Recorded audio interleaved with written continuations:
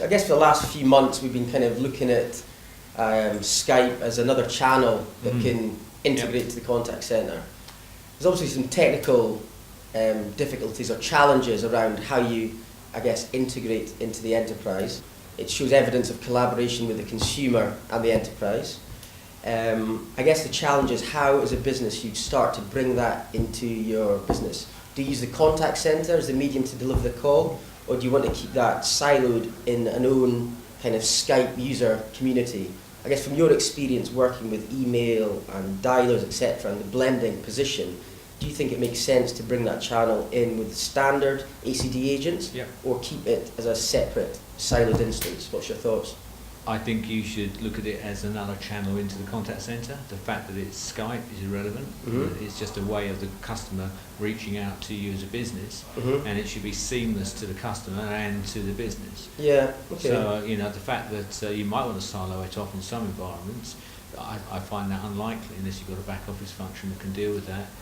It should be seen as just another channel. Yeah, I think, to be honest, looking at it as well, that probably sits what I was thinking, because obviously we can deliver it onto the ACD, we can leverage the ACD capability. You report on it. The positives are we can get reporting, do SLA management, etc. Moreover, you can start to understand how much, I guess, sales revenue, etc., you're actually making from that channel, which I think for businesses would be really positive, based on the fact there's probably over 40 million active Skype users. That's a big community. Huge community, growing all the time, especially in the younger population.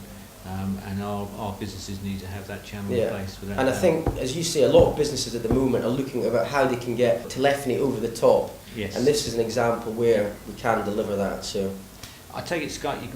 My daughter uses Skype all the time, so she uses it from a handheld just as well as from a laptop. So any, I guess, end device that is Skype capable, from that device you could call in via a username or via the Skype DDI number. So it's very flexible, and for the demographic that likes using it and uses it, it's another channel that obviously improves their experience with integrating to your business. And for a large population, free. Do we know if other customers are using Skype in the call centre? I don't think. Some customers have come to us and asked us specifically around using the capability. Student loans springs to mind based on their demographic. However, everyone uses Skype, from Oprah Winfrey to Obama to whoever. It's not a technology people are scared of.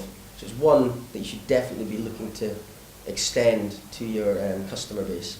For minimal investment as well? For minimal investment, So what would we need technology-wise to enable the contact centre to be able to handle Skype? Okay, so from a technology perspective, you require an SBC. You require a via communication manager with, I guess, a leak capability to allow you to leverage the contact centre capability, and session manager, which links to the SBC.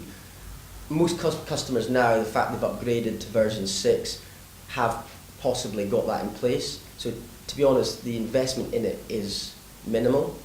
I guess as well, if people want to pilot it, obviously Avaya now supports virtualization, so you could look to do a virtualization deployment to see how it looks, so you don't actually have to invest in so much hardware exposure from the off. So it's definitely accessible to people now, whereas before it was a bit more difficult to implement. And of course, for an existing customer that's already got CMS in place and all the other communication management components, it's just another channel, and operationally it's exactly the same. They don't need to look at it in any other way. A call will hit the ACD, it will populate the phone saying Skype call, and then they just carry on as before. I guess the only challenge is obviously from a networky side is how good the internet is that day, but people use the technology, they understand that it's not always perfect, so they'll be accepting of potentially the lower voice quality. But if it's not working, you might decide to open up the channel for, say, specific hours in the day based on when there's high volume of internet usage. So there is things you can look at to kind of minimise the impact of not controlling the voice network. So what does the integration look like? Well, from my perspective, people for a long time have been talking about federation.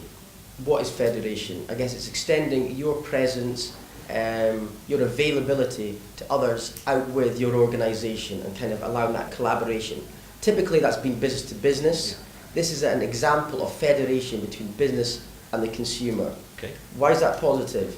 Well, for example, the end user can see when there's availability, so they can make a decision on when to contact to reach into the business. and they don't have to wait around, so in a way it's good customer service. I think on the converse, from your perspective, as the contact centre or the business, you could also potentially see when those end users are available on the alternate leg, and therefore reach out to them, potentially when you're maybe, I don't know, trying to collect money from them, or kind of offer a service that maybe wouldn't have been there before. So I think the collaboration and federation in both directions is actually it's tangible in this specific case, whereas before, federation between different businesses from a security and regulation piece, while people talk about it, it's not really being delivered in high volumes because of that reason. Sure.